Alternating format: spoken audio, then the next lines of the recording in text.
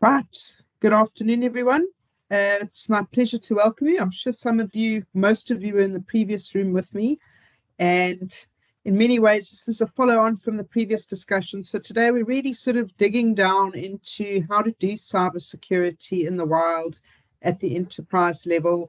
I noticed some chats yesterday. One student in particular, Anton Dawson, was talking about GRC, governance, risk, and compliance. And I think quite a lot of what we're going to talk about this afternoon falls within that whole all-important GRC domain, which is neither technical but also not non-technical. It implies a good understanding of technical capabilities and controls, but one starts somewhere. And like I say, I think today was a really good learning curve of doing, especially enterprise level cybersecurity. So we're very blessed this afternoon that our speaker this afternoon is Professor Elmarie Biermann. And Professor Biermann is the person who actually taught me to do cybersecurity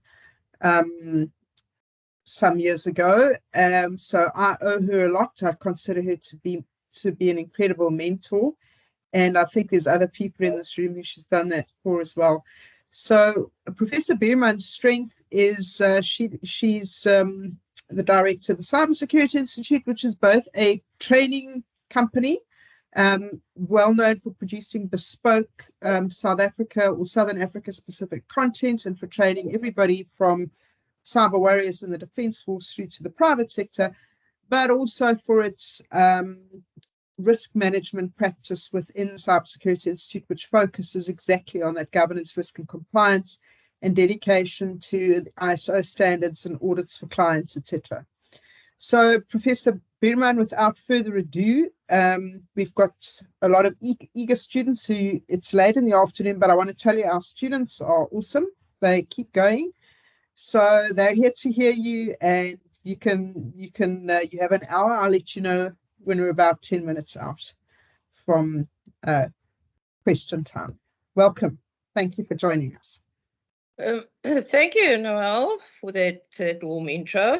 I think it's one thing when the learner starts overtaking the teacher. I don't know whether that's a good thing on my behalf or your behalf. So I'm excited to work with this group and discuss cyber risk management a bit. I'm going to take a sort of different approach a bit, going back to some of the basics, because I think at the center of cybersecurity is, of course, the process by which you manage your risks. And that can be quite confusing. We all know that cybersecurity is not the easiest of fields because it's in every cell of the business. And it's not a technology issue, it's a business issue. So we have to approach this from a business perspective. So as Noel mentioned, I'm from the Cybersecurity Institute. So I'm situated in Cape Town. You know what, why not? We've got the mountain, we've got the wine. So we can do quite nice stuff here. And we focus on providing bespoke training. We have been doing that for quite a number of years to both the public and private enterprises. So we develop the training content. We run that on our learner management system.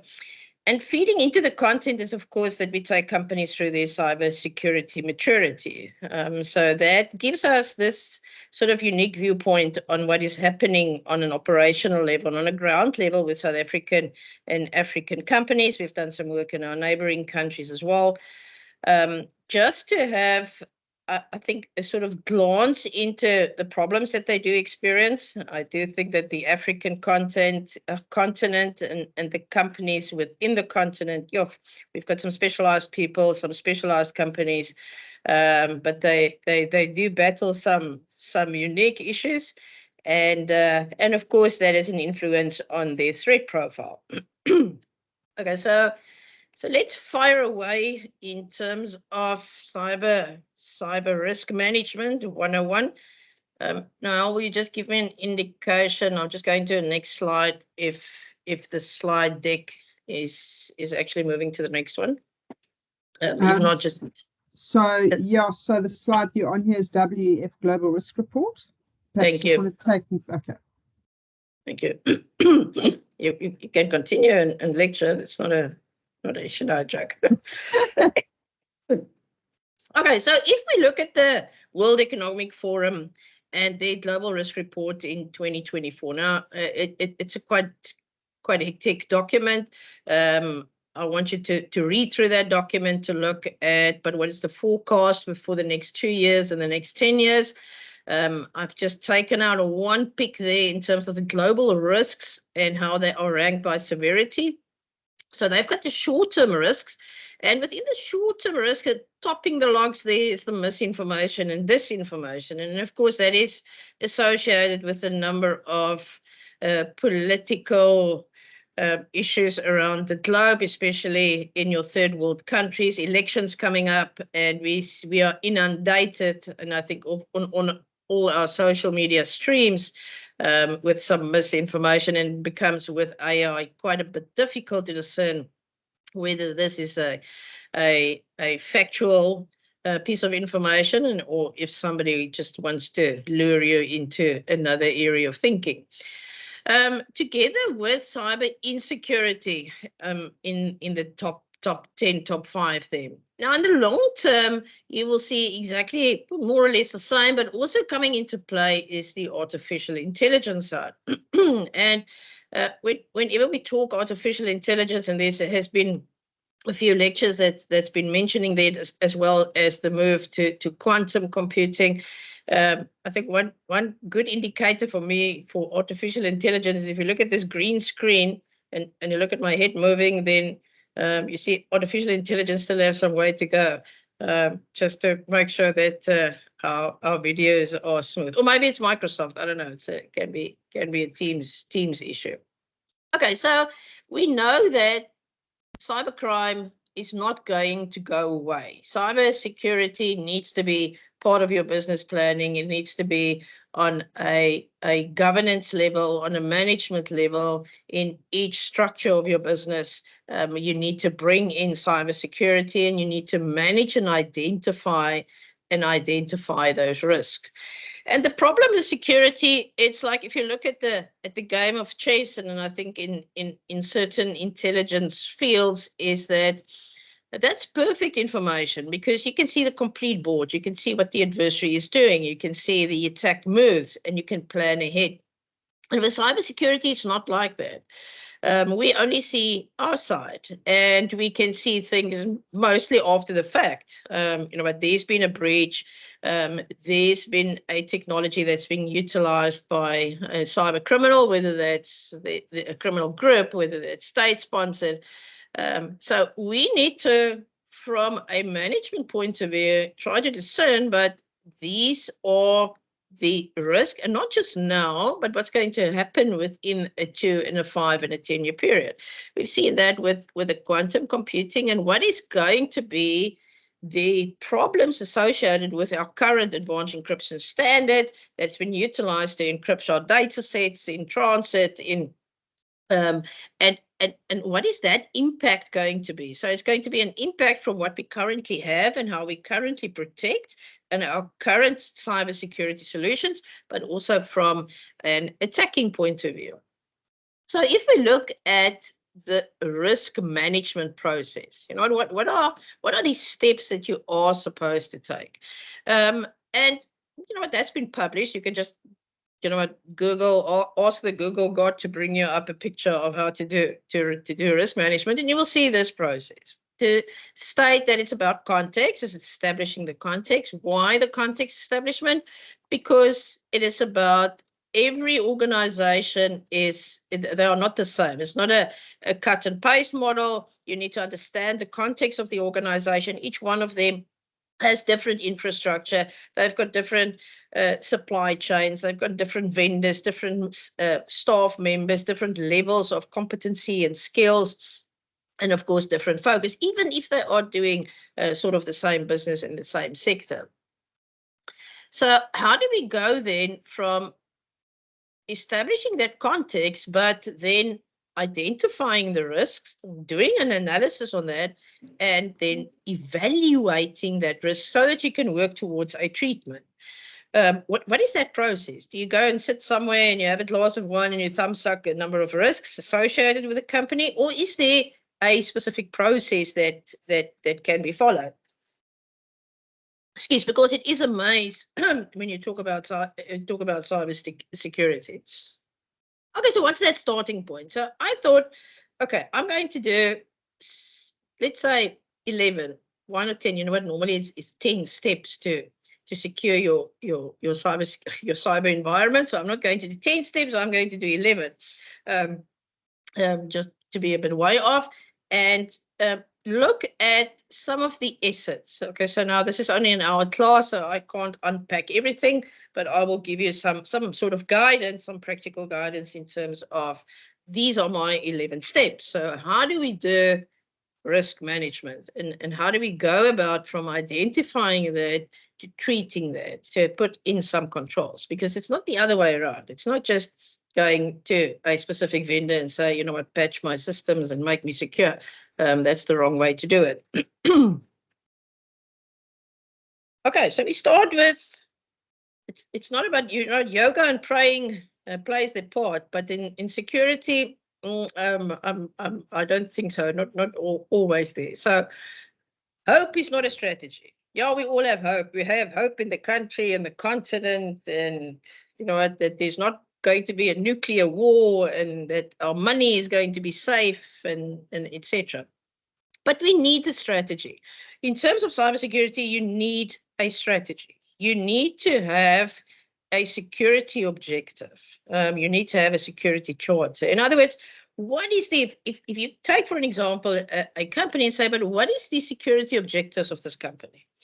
Yeah, they want to be secure. No, that's not an objective. Objective is you want to ensure that your confidential data about your staff and your clients stays confidential.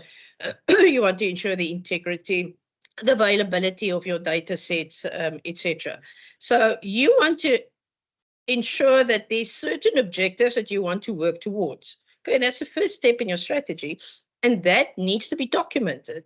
Okay, again, remember, this is from a board level, a governance level, C-suite level. Okay, you're not going to give that to the IT guy sitting in the corner. He's not going to run the security. Okay, we tend to make as if security is an IT problem, and it's not. Okay, it's a business problem, and the business need to bring that into from a board level, management level, and of course they don't necessarily have all the expertise, but that is why you have experts that you can bring in to do that. Okay. Now, secondly, our second step is understand the cyberspace, and I think Unati, in his good presentation, brilliant presentation, just before me, alluded to this cyberspace, and that you have all of these acronyms, and especially if you do IT, you know, people start talking to you in acronyms, and you can't keep ahead of that. That's okay. It will change as we go along.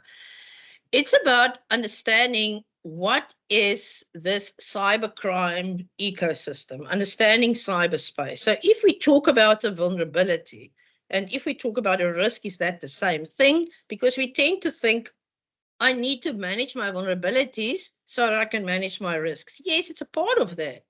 But vulnerability management is not risk management. Okay, it's a part of risk management, and you need to bring that in. You need to be noted of the vulnerabilities. And what is a hello? I know. And what is a vulnerability? I think somebody's I'm muting them. Sorry. Thank you. Oh, the power in my mouse here. I can mute you. Okay.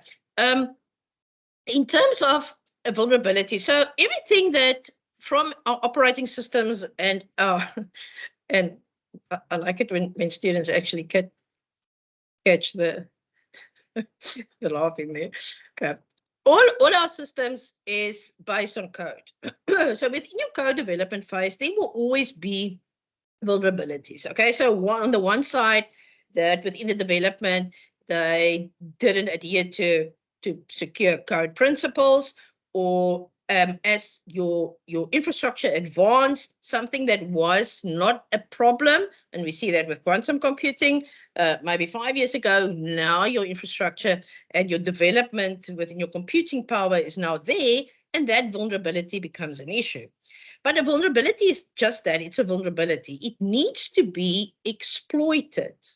Okay, so there needs to be code written so that you can exploit that vulnerability for something to, in other words, that threat needs to be realized.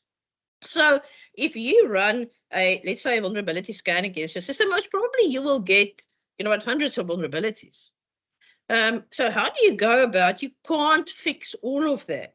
So that's why you need a risk management system so that you can take each one of them, map them to your risk matrix and say, okay, but this is a huge risk. If we don't patch this, if we don't bring in a control against this, then we stand to lose the whole company, or somebody can gain access to our systems or whatever. Now, if you look at something like Zerodium, that put forward, it's a buck bounty hunters, and what is paid for by your state security, your state-sponsored agents, your criminal entities on a specific vulnerability. So if you can find a vulnerability, with instance, with, let's say, in the Apple Mac OS, in the kernel, you know what, they are going to pay quite a number of millions of dollars for that specific vulnerability, because they know that it's the same with Windows. So if you have a vulnerability, especially now with Windows 11, you find a specific vulnerability that will affect millions of computers my way, then of course you will pay quite a lot of money for that. And what you do with that vulnerability is you're going to write an exploit for that and maybe keep that. So you will see some of the state-sponsored entities does that, because and that's where your cyber war comes in. So they sort of keep track of their cyber weapons. I have my own cyber weapons aside, and if you do something that I don't like, then I'm going to utilize that against you. Or from a criminal perspective, is that you want to make money. So if there's a vulnerability and I can launch ransomware and bring down a company, and I know their security is not on a very mature level, so most probably they will pay. That's money. If I can make 300 million euros, and that is what some of these ransomware companies, what they get in, it's a company, it's a big organization. So you need to ensure that within your risk management that you are sort of aware of, but this is a space that you are playing in. And this is what it means. So it's not you against that lonely teenager hacker sitting somewhere in the basement that everybody forgot about. No, it's about you are forming part of a ever-evolving cybercrime ecosystem. And if you're not aware of all of that, then how are you going to be able to put forward a strategy, and more importantly, roll out that strategy in order to make sure that you work towards cyber resilience? And one thing also, remember that security is continuous. There's no end point. You're not one day going to say, oh, we are totally secure, so now we've ticked this box. No, unfortunately not. And I think that's why most of us are in this field, is because it's so dynamic and it's so fun. And every day there's some new things. And we saw the past week, and we saw what's happening in South Africa with a number of breaches in our high-level companies and public entities. And then the CCOM cables, and suddenly we don't have access. Just see how the country goes east, west, when we can't have access to our WhatsApps. So we sit with a changing environment, and it's a type of evolution. So your cybercrime, when we look at the first developments of ransomware, but it started on a floppy disk. Pre that, before the digital crimes, ransomware is not something new. But as our technology advance and evolve, so does your cybercrime.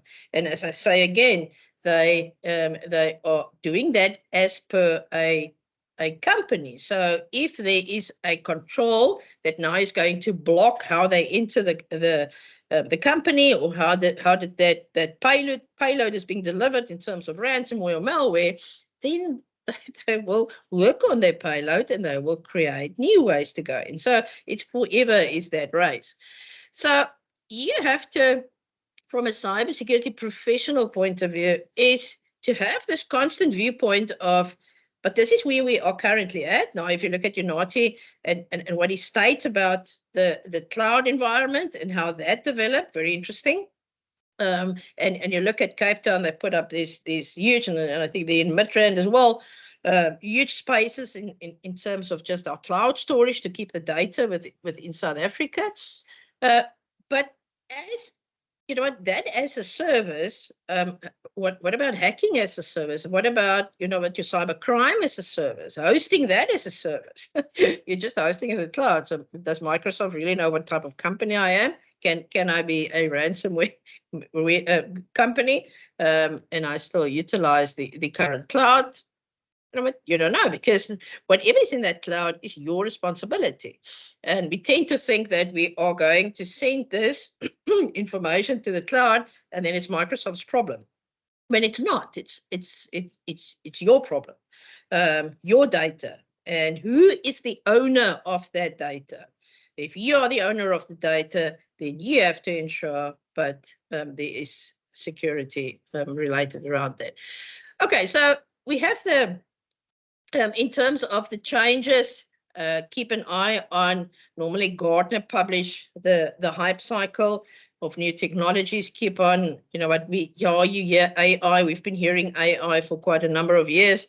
When I started many moons ago, I think it was about 20 odd years ago, we already had an AI research group. So, and now it's only that you see that there's specific applications. Now that the deep fakes comes in, we have a problem with supply chain attacks because you don't do everything yourself. You have specific vendors, you have specific services that you make use of. And are you aware, somebody asked in the previous session about the SLAs, do you follow that up? If you have a vendor and they've got your data, are you aware what they do with that data? Or is it just, we've signed an SLA and everything is hunky-dory? Or are you aware that maybe they had problems their side and your data is part of that? So you are the manager of the data. So you need to manage and I think identify and manage those risks that you identify across all of those platforms. And then the metaverse, digital identities. How many of you have fake identities coming on board here? So I see a double of duplications there. So who's real? If you look at all of this 300 odd people, so I don't know. We've got to maybe check on these identities. But that's a real thing because it's going to change the way that we access systems, that we it's not just your password, the old password problems driven. Blockchain as a data structure, is that utilized not just as virtual currencies, and by that virtual currency, which is sort of pseudo-anonymous, make it more easily for the cybercrime or the cyber criminals to do their thing and to make their payments. And then, of course, you have the dark web and on what's happening there. And do you have intelligence that is streaming from those places and from those technologies to ensure that you have this viewpoint of, man, this is the environment. You don't have to be a network expert. That's not what I'm saying. I'm saying if you're depending on, you are going to specialize in very different fields. That's why your security teams have to include everything, every sort of entity, department within your business. That's why you have legal there, and you have human resources there. You have your salespeople there, and operations and IT. It's not just IT, because IT can't speak for the risks associated with HR. And HR needs to be aware of something like the POPI Act or GDPR, what is happening to their personal data. Okay, so it's a changing environment. So I need to move on, only at 2, 11, so there's 9 to go. Okay, 3, some good news. You're not alone in this. You're not the first one. So there's people that really worked hard, specialists in terms of providing you with a platform that you don't have to reinvent the wheel. There's frameworks, there's standards, and you can utilize those standards. There's lots of groups. You can just, if you please make use of LinkedIn. I think it's an excellent platform to work off from, to tap into expertise, to go onto forums and see, okay, but it's what's happening in the field. Okay, so the first one that I like to work with is the ISO. Now, the ISO 27000 range is about information security management. ISO 27001 is building an information security management system, because that's what you want. Okay, you want something that can grow with your company. You want something whereby your risks, your cyber risk, and everything associated with that is managed so that you can reach your security objectives. Remember, now we started with that security strategy and that security objectives. And if you unpack 27001, assist you in building your information security management system, and 27002 is where you have all of the controls. So you will see here in the process of building that, it starts again with the context. And what does the context mean? And we'll get back to the context. Is but everyone is unique. You are playing in a certain sector, doing business there, so you have to adhere to different regulations. Maybe you have the bank as a client, or maybe you provide a service to them, then you have to adhere to their regulations. So, and understanding that context and building that your security program around that. Leadership. Again, it's not the guy in the lowest office that's going to run with security. You need buy-in from very high up, because they sign the checks. And this is not just having lots of money. Again, it's about identifying your risks and then associate specific controls with it. Roles and responsibilities. Everyone in the organization, when it comes to security, needs to have a specific role and responsibility. Up to putting in controls. Okay, so ISO 27001, it's a good start. Go and read the standard. Start there, read the standard, and it will guide you in terms of how to build your information security management system. NIST. NIST, very popular, and you'll see the new version, and I'm so glad about this. They have a governance section. So there's govern, and you will see they talk about a risk management strategy. Oh, that's the one that I said, you know what, I hope it's not a strategy. You have to build that. And that supply chain, very important, because we sort of, you know, our boundaries in our business is just expanding all the time. We don't just put that, it's not just you have this office and you have your own IT and your own server. It's not that anymore. We are cloud-based and having service and platform as a service all over the place. Okay, so NIST is another way. It's not a standard, but it's a framework, and it's developed by the US, where the ISO standards is developed. We have quite teams in South Africa that assist with that development. So you can follow the NIST as well, and to sort of guide you as a first step. And the first step is always go and read. Go and read what the standard says. Go and read what NIST is about. Unpack that. Okay, fourth step. We talked about context and assets. Oh, assets. Good. So first step, if I step into a company and we need to assist them with their strategy, is I want to know what is the assets. Where's your asset register? Okay, what software is there? What hardware is there? What people is there? What cryptographic keys are there? That complete assets, and of course, the data flow. Who owns what here? What data is there? How does the data flow throughout your company?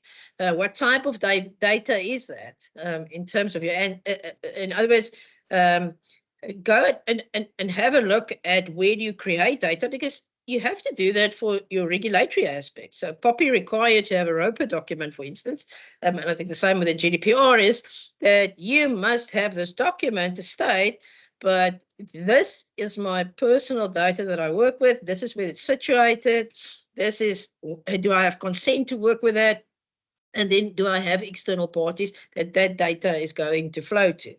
Okay, so who is in control? Because the guy that controls the data is the one with all the power in his hand. It's like I'm having power of this mouse now, but it's only for this session. But who controls what? Okay, so that is your roles and responsibilities, and you will have a good idea of managing your risks to assert, but this is my asset. So you can't protect something if you don't know about it. Okay, so that's where your assets come in. And it's quite interesting to note that a number of companies don't know what their assets are. Okay, so there's an example of an asset register. And you know what, that can be populated via technology, especially on your hardware and your software, what type of operating systems. If you have something like a remote monitoring and management system, you know what, the technology is available there to assist you in providing that or populating that asset register. But it needs to be not just the hardware. You know, it's not just that list that they send every time and you have to check under your table in your office. Okay, but is there a barcode? Is there a number? Where's my chair? Somebody stole my chair type of environment. This is about everything. It's about that software licenses. Is to make sure that everything is proprietary, about your antivirus software. So establish what is in that business. That is what the asset register is there for. And this is just a sort of example.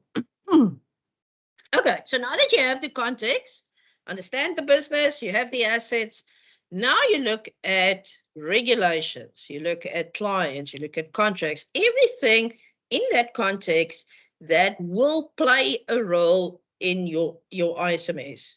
Okay, so what will play a role there? Okay, you have the information regulator. If you do business in South Africa, then are you registered with the information regulator? Do you have an assigned information officer? Are you aware of what you are supposed to do in terms of the POPI regulation? Because if you don't, then you need to note that as a risk. Okay, so there's your risk number one. If you go back to your company and say, but we're not POPI compliant, or we do business with EU and we're not GDPR compliant. Okay, no, we're not. So that's a risk.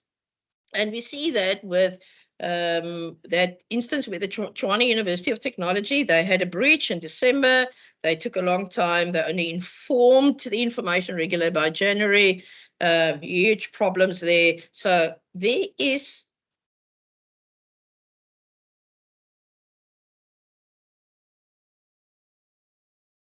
data in terms of, but what are the regulations? And remember, compliance does not equal security. Okay, so I can be compliant to something like GDPR and POPI, but it doesn't say I'm secure. No, because it's two different objectives there. So again, your regulations is forming part of your information security management system. And for that regulations, you need to have need to ensure that you manage according to what is those requirements, and not the other way around. Excuse me. Contract sectors, SLAs, service level agreements, vendors. Remember that comes in that if not just regulatory and legislatory from a national perspective, that is also from your client perspective. Okay, so now you have all of this info, and now you have to establish your risk appetite.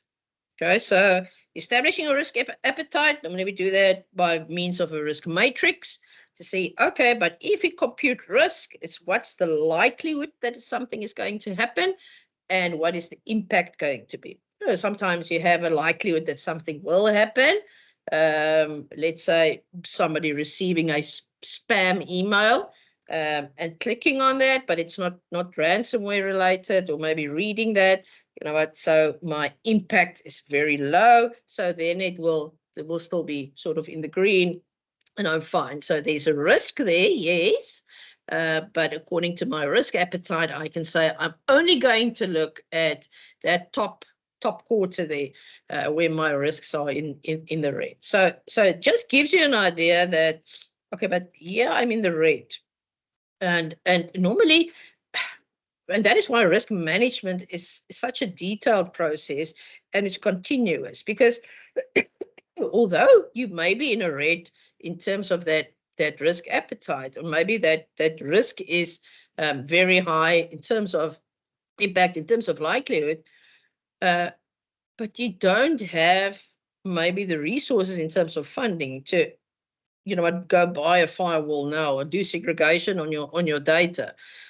Then you have to maybe take out insurance.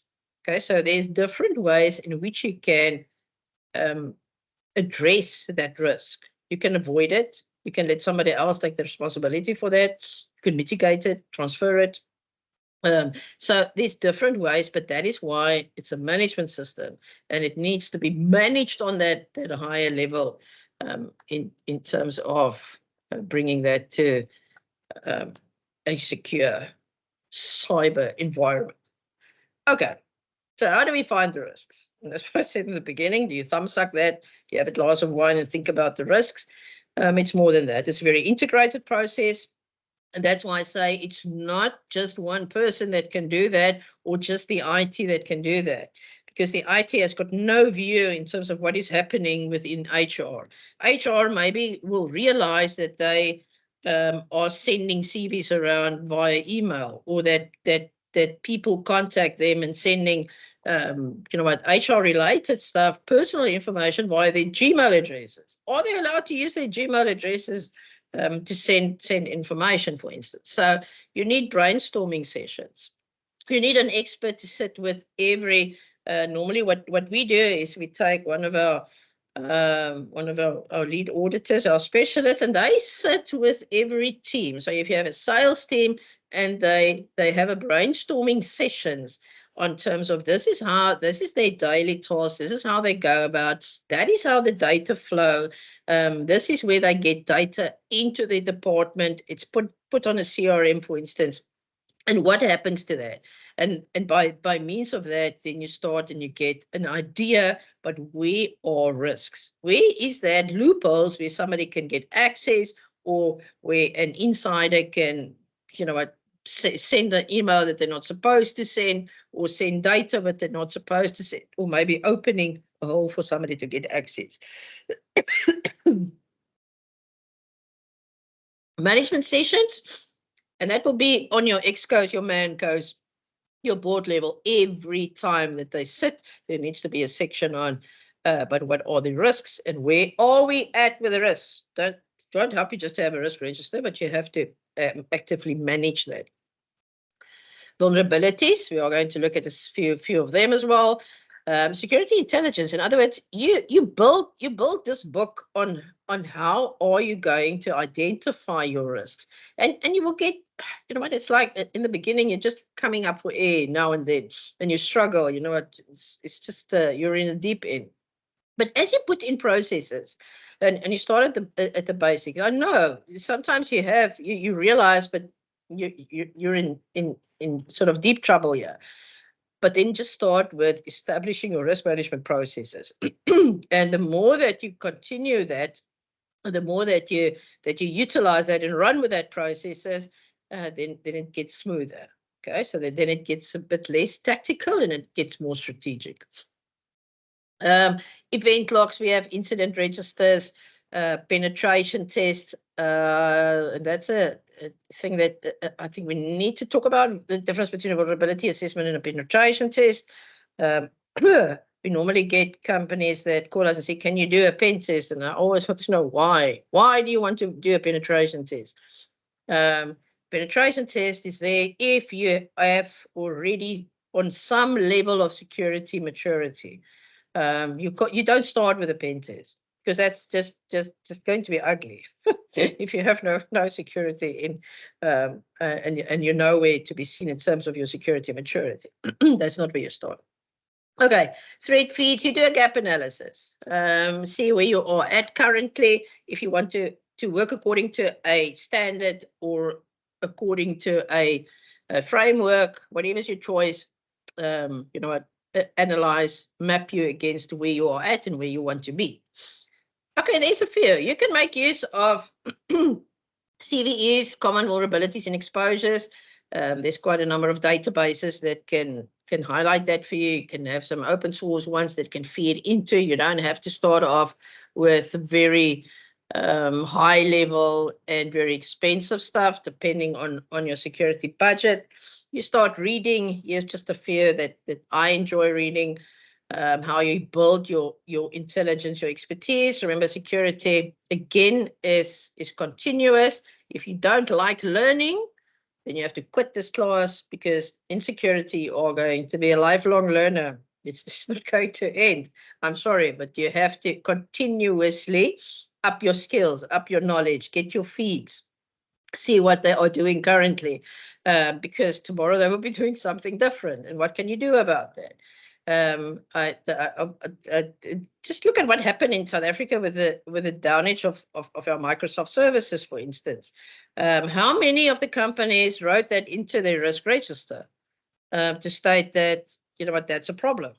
Okay, and how are we going to manage that? Okay, so that's why it's a continuous thing. Okay, so there's Kaspersky.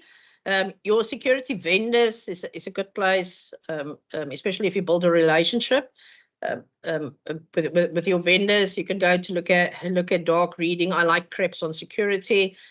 His blog, he's got some nice articles there. Not very technical, some of them are, but it gives you a good start into that. Security Week, Panda, Wyatt. There's quite a lot of them. Guys, you're not. I know some of your hands are up, but as far as I know, you have to put that into the Q&A. So they're not going to allow you to speak.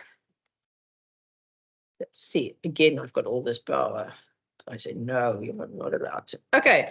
Another source is the meta attack, whereby a knowledge base of adversaries, tactics, very technical, but what's nice about that is if you can go and look at reconnaissance, for instance, and say, okay, but these are the ways that you can be exploited. So that's about your exploits, but they give you examples of what can you do. In other words, what control can you bring in if that is something specific to you. Okay, so go and look at that one as well. Open. Okay, you don't have to pay for that. So you start your reading there. Okay, then number 9 is Sorry, Prof, while you're having a sip of water, you've got about 10 minutes left, max. Are you going to switch me off if I take longer than I don't think your voice will hold for long there. Past that anyway. Just press the button. So I always ask if somebody say that, and I say, whose problem is that, mine or yours? So it's my problem. Okay, thanks, Noel. Okay, so in terms of the risk register, is now you start populating your register, and you do that per your department or section. So you will have for services, you will have for marketing, you will have your operations, organizational risk. And I've taken just a snippet, it's now a bit longer thing.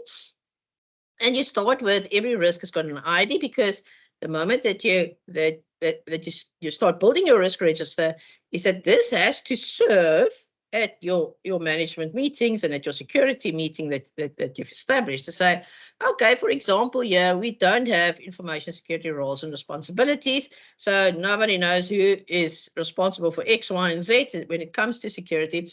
So what can we do about that? So that risk has an associated owner, and then we can say, okay, but in terms of the probability, the impact, there's my risk rating. And at this stage, it's orange, it's low. Okay, what can I do about that? In other words, how am I going to handle this? Okay, so we will talk about that risk treatment. But your first phase is to start building your risk register, utilizing all this information and cycles that I've just shown and worked through, and then start populating that risk register so that you have an idea, what, this is a very high risk. We need to do that, because if something is visible to you, then it's easier to manage that. And you're right, if it's constantly in your face, to say, every Monday management meeting. Why do we still have that risk that is in the red? Why not, backing it off a bit and doing something about that? Okay, so you do that for all of your sections, and of course utilizing the experts there. And it's only then that you start looking at controls. Okay, so this is not a vendor thing. You don't just invite the vendor and say, come and, sell me something here, sell me the silver bullet, because it's not going to work. You're going to spend money, and at the end, that's not going to speak to your risks. Okay, so maybe it's a great solution, but it's not applicable to your context and to the risk that's associated or that's been identified within your company. Okay, so, and then again, your controls, you don't have to reinvent the wheel. There's enough guidance there. Go to your NIST, go to the ISO 27002. On the right-hand side, you will see that's why they have the organizational controls, the people controls, physical and technological controls. So they have those 4 groups. On the left-hand side is CIS. Controls, that's your 18 critical controls. And you will see your asset management starts there. So normally they start with, but this is what you have. So now only can you go, if I go a step back to your risk register and say, okay, but what am I going to do? What is my response in terms of that treatment? I need a rescue document. So I need a document to say, these are my security roles within the organization, and I'm assigning that responsibility. And I'm writing that into their staff contracts. And there's policies associated with it. Okay, so it's part of the KPIs, and they have to ensure that they manage that. Okay, so now you see your processes start, and there will be problems, as you have to adapt to that. And as always, your last step after your treatment. Okay, so now that they've treated that risk and see, okay, the risk is now a bit down. It's not fully. There's some residual risk there, and I have to attend to that. Monitor what you've been doing. Okay, monitor if you implement a control, is that actually working? Did it bring down my risk? Did my decision on assigning the roles and responsibilities, and I have got this nice document, am I still at risk there? Yes, you are, because it wasn't written into the staff contracts. Okay, so there's additional work there. So yes, maybe there's a drop or two in terms of that risk. So that is how you manage that. But you also evaluate and monitor the management system, not just the control per se, but the management system and your processes. And now every Monday, now you can go back and you can say, okay, but what happened this week? And we need to write that up into our risk register.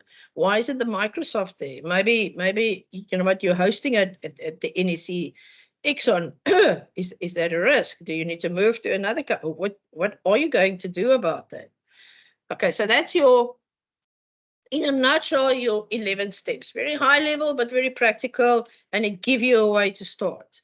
Okay, so you don't have to think, yes, security can be quite a difficult aspect, but I think if you start establishing your processes and you follow sort of these 11 steps, then that will be a great start.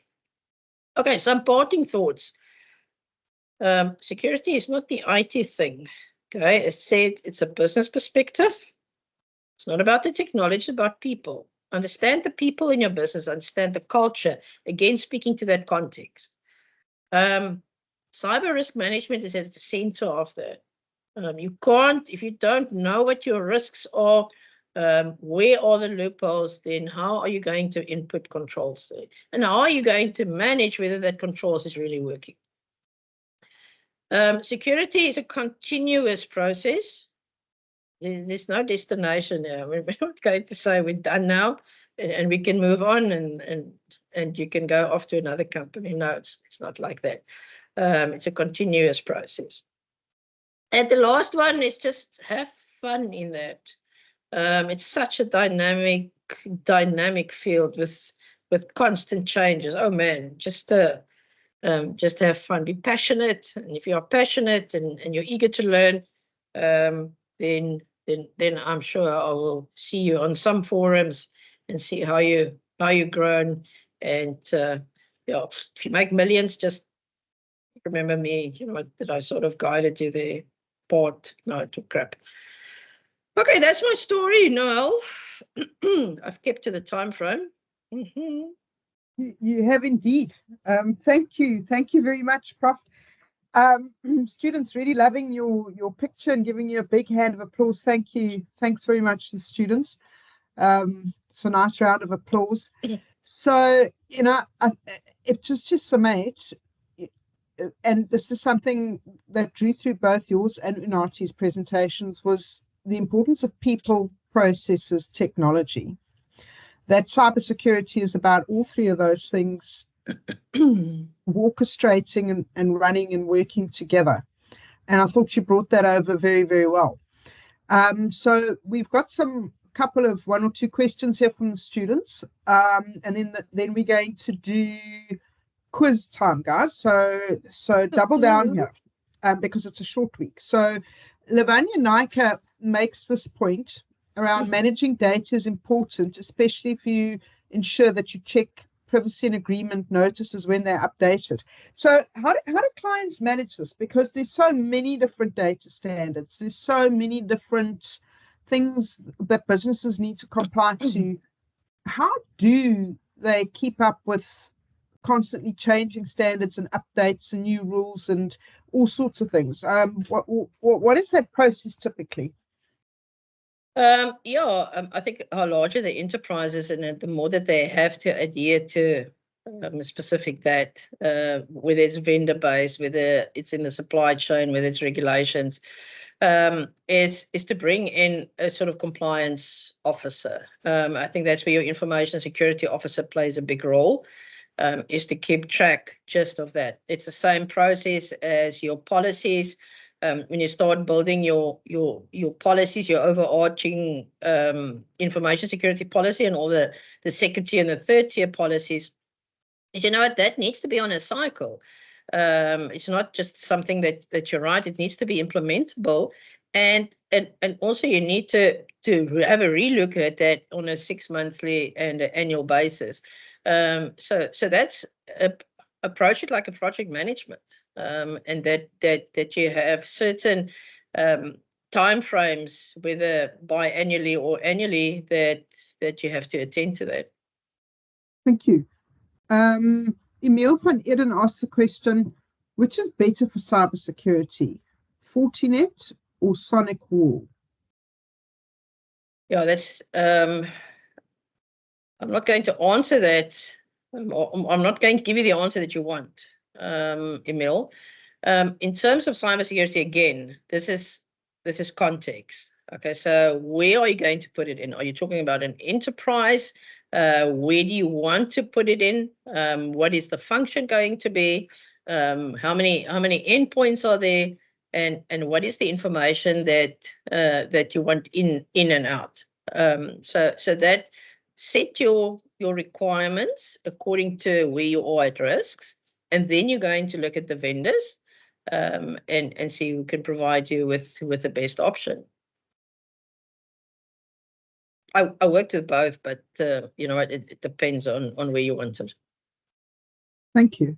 I've got one closing question that I'd like to ask, and when we talk about cybersecurity risk management, and especially with regard to ISO 27001 standards, what we're seeing in South Africa now is a lot of data breaches or cybersecurity hacks that actually involve smaller suppliers to big entities. And I'm thinking of specifically the credit bureaus who've got all of if you've ever applied for anything from a car loan to a home loan to a furniture loan to anything in your life, they're sitting on your entire life history, all your personal data, etc. And they keep getting hacked because the banks use them all the time, but they're plugging into the bank supply chains.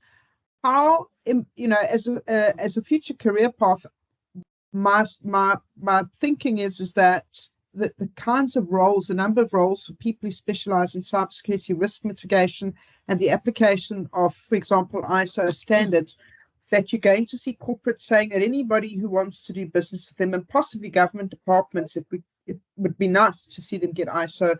That's a field that's just going to absolutely mushroom. Yes, no? What is your take? Yeah, totally. We've already seen that. We've got a number of clients, especially within the financial sector, that are doing business with the banks, and it's the requirements that they have to be ISO certified, and not just ISO certified, that they have to have that certification by a specific time frame. So you already must have some security strategy implemented. That is going to be essential. And you can't quibble about that. You know what? You have to do that if you want to do business with them. And also not just being certified, but also that from a vendor management point of view, is that bank is going to go into modes of conducting internal audits on you as a vendor of them. So that's another scenario that you can't just, tick box. And that's why I say compliance isn't security. You can't just have a tick box to say you have all of these things in place, and then the bank come and because you are doing business with them and then conduct an internal audit and you don't adhere to what you've stated. So, do the things right from the start. It's like when you open a business, you do the financials from the start. That you register with SARS and you register with the CIPC, and you build that business on ethical grounds so that one day you can sell that. You have to do the same with security. Okay, because there are regulations now. If you're going to in some space that you are working with personal data, is you are going to be held liable. And one of the things is that I think the information regulators need to, as they grow some teeth, and we will see a number of cases, and then I think they will be forced in a way to adhere to that. Okay.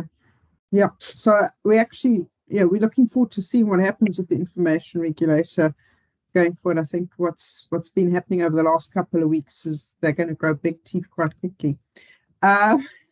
So let me thank you. You smacked bang on time.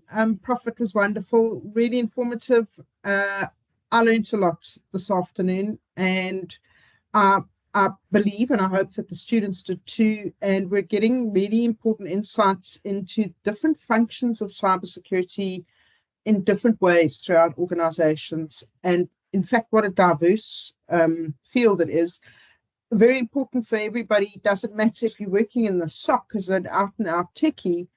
We all need to have overviews of the different functions of cybersecurity in different ways. It's important to understand the bigger puzzle, even if your expertise is in pen testing or something like that. So for me, this was a very, very important lecture. Thank you very much.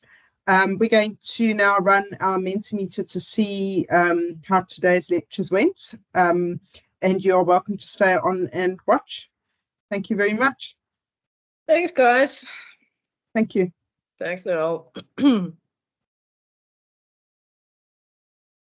All right, so for those of you that want to stay on the call to do the Mentimeter quiz for today, I'm going to share that with you right now.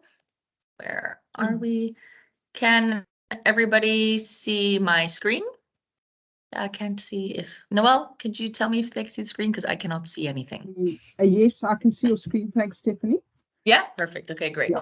So the first lecture today was by Unati Motiba on cloud computing and cloud security, digital transformation, cloud platforms, and the associated cybersecurity risks. So if you guys all go to menti.com, you can put in the code 73235349. So I'll just give everyone a few minutes to get that sorted.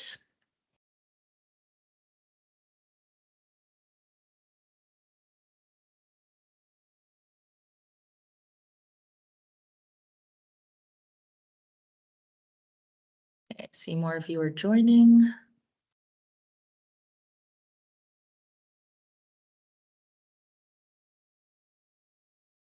I hope the Wi-Fi is okay enough that this works. Yes, it's all running pretty well today. I just want to say to the students while we wait for them, We've had instances where everyone's been able to see a certain person has just not been able to get into a session at all, no matter how many times we admit them. If that ever happens to you, it's better to leave Teams altogether, actually shut your laptop down and bring it back up again and then retry. Because once it's rejected you, once it's kind of there's some other issue, or come in on a different device like your phone. But be very sure to first shut down Teams and everything properly before you try coming in on another device, because otherwise that causes other knock-on effects and problems. Yeah, exactly.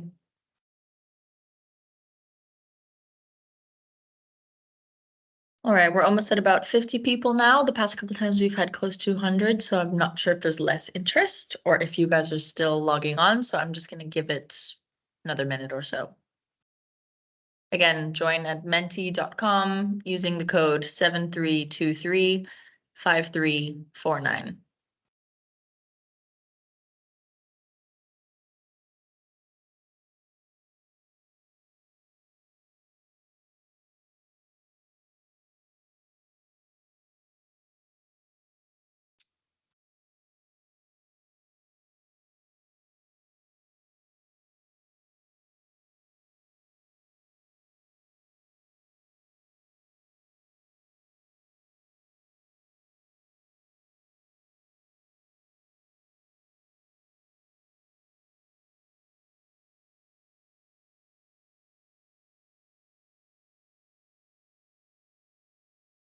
All right, I think we can start. So without further ado, the first question.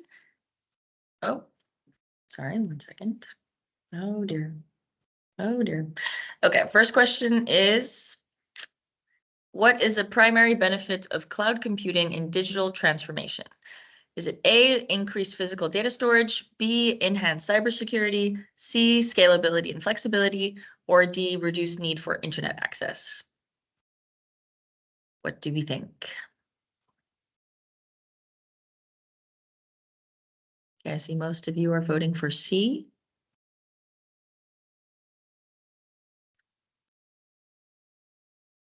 All right, I think just about everyone has voted, so I'm going to reveal the answer. It is C. So, oh, sorry, I said scalability and flexibility. Nice, correct. Number 2, what is a common security risk associated with cloud computing? A, physical theft of data. B, data breaches due to shared resources. C, reduced speed of data processing. Or D, increased hardware maintenance.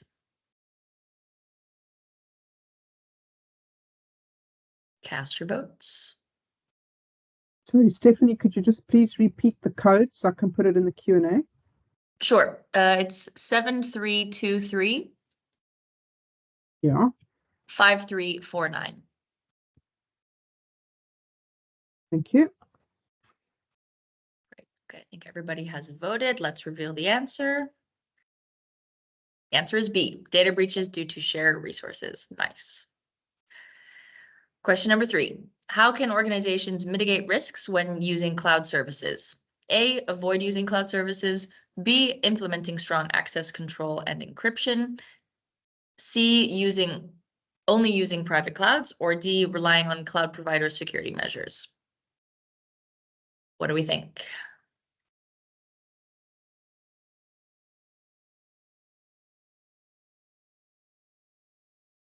Okay, there's a strong preference for B. Let's see if you guys were right. Yep, correct answer is B. Nice job, 3 for 3.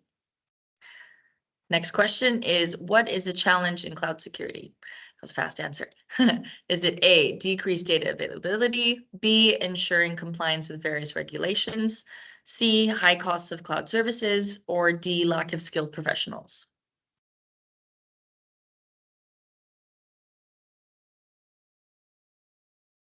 Okay, some people are thinking it's C, some people are thinking it's D, lots of people thinking it's B. Give you a couple more seconds. Dare to be different, guys. Sorry? I said they must dare to be different. Yeah, dare to be different. Exactly. Don't just follow the follow the crowd. Well, we do have some spread here. Okay, so let's see what the answer is. B. ensuring compliance with various regulations. Definitely a challenge. Number 5, how does the shared responsibility model work in cloud security? A, cloud providers are solely responsible. B, users are solely responsible. C, responsibility is divided between providers and users. Or D, no one is responsible. Wouldn't that be nice? Cast your votes.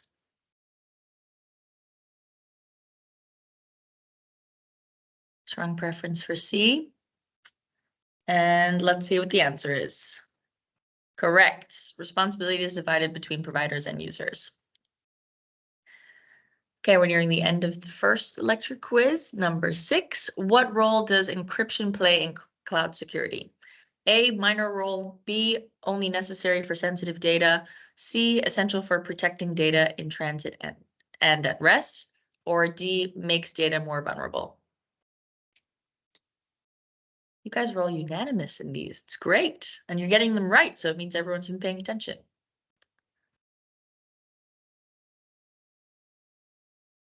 All right, so let's reveal the answer. Yep. C again, essential for protecting data in transit and at rest. Okay, next question. How does cloud computing affect an organization's IT infrastructure? A, makes it more complex. B, reduces the need for in-house IT staff. C, has no impact. Or D, increases the risk of physical data breaches.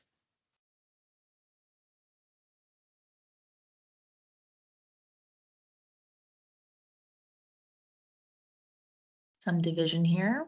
All right. Some doubts. Go with your gut.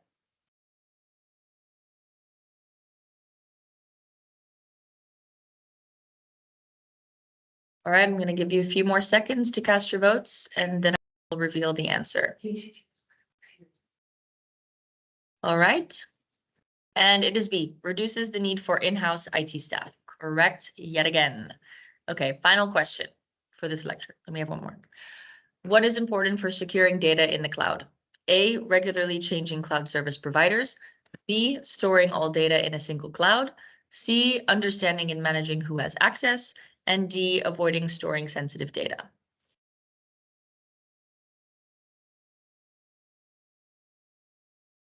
Strong preference for option C.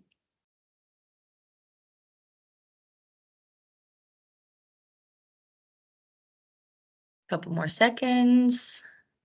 Cast your vote. And let's reveal it. Correct answer is C, understanding and managing who has access. All right, I think the majority of you got them right every single time, so that's great. And without further ado, I will pass you on to my colleague Biermann, who will do the second lecture, Mentimeter. All right. Hello, everyone. We're back with another Mentimeter quiz for the second lecture of today. The very insightful lecture by Elmarie Biermann. Elmarie, thank you again for the nice talk that you gave. I think you're also still on here, so I do really hope that you agree with the questions and answers we came up with. But let's see what we have for the participants of the quiz. The title, of course, was Cyber Risk Management, a Practical Introduction. First question. What is the first step in cyber risk management? Is that A, implementing security measures, B, identifying potential risks, C, training employees, or D, purchasing insurance? The first step in cyber risk management.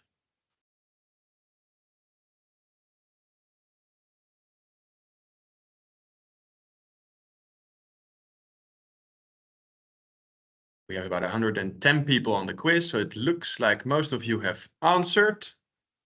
The correct answer, B, identifying potential risks.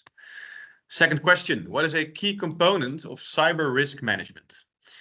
A, focusing only on high impact risks. B, considering both internal and external threats. C, ignoring low probability risks. Or D, outsourcing risk management. So what is a key component of cyber risk management?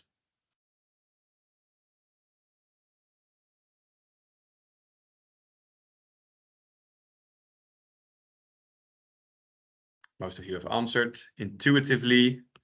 I would say also the right answer, and indeed that is true. In cyber risk management, focus on the internal and external threats.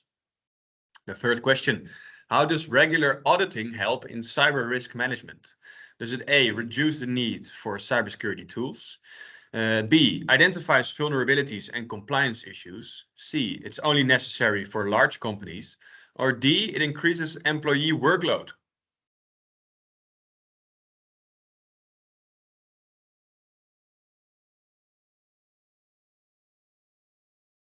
Everyone unanimously thinks answer B. Oh, there's one person who thinks it reduces the need for cybersecurity tools. Let's see.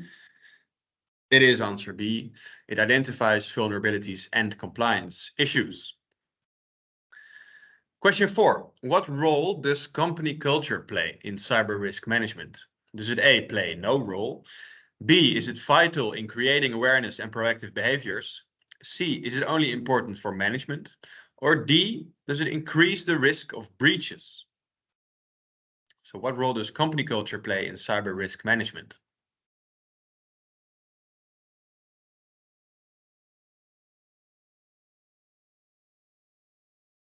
Let's see if you got it right. Yes, it is vital in creating awareness and proactive behavior. Very good. Past the half of the quiz, let's see the final few questions. How important is data backup in cyber risk management? A, is it only necessary for sensitive data? B, not important at all. C, critical for recovery after breaches? Or D, it should be avoided? How important is data backup in cyber risk management?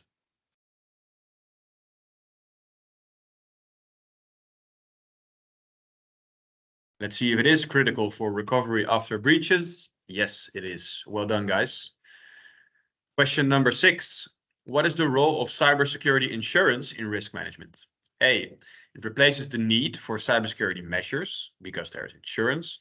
B, it provides a financial safety net. C, it is not necessary if security measures are already in place. Or D, it is only useful for large corporations.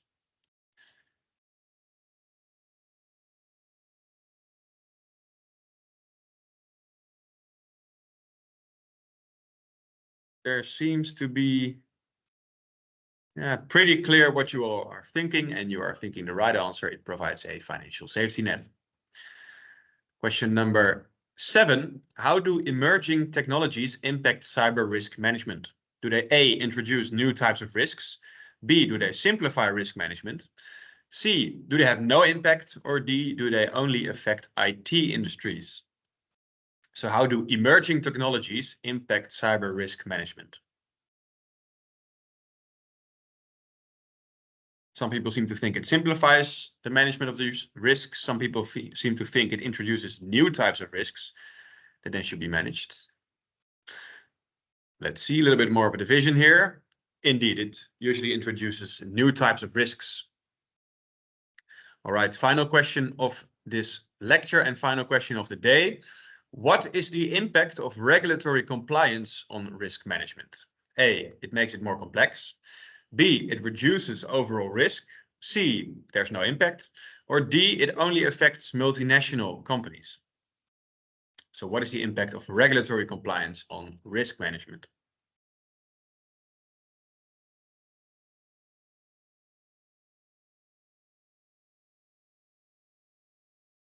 You answered that pretty quickly. Let's see if you're right. The majority of you has chosen the right answer. It reduces overall risk. All right. That was it for the day. Thanks so much, everyone, for hanging around. We usually still see like 120 people participating in the quizzes. That's awesome. We hope to see you at the next SANCS 24 lectures, which will be hosted next week. So you have a longer break in between. Thanks so much for participating. Elmarie and Unati, thank you for the great lectures today. And we hope to see you soon. Thank you. Thank you, everybody. Great day and enjoy your break. Enjoy your downtime. Thanks, everyone. Bye.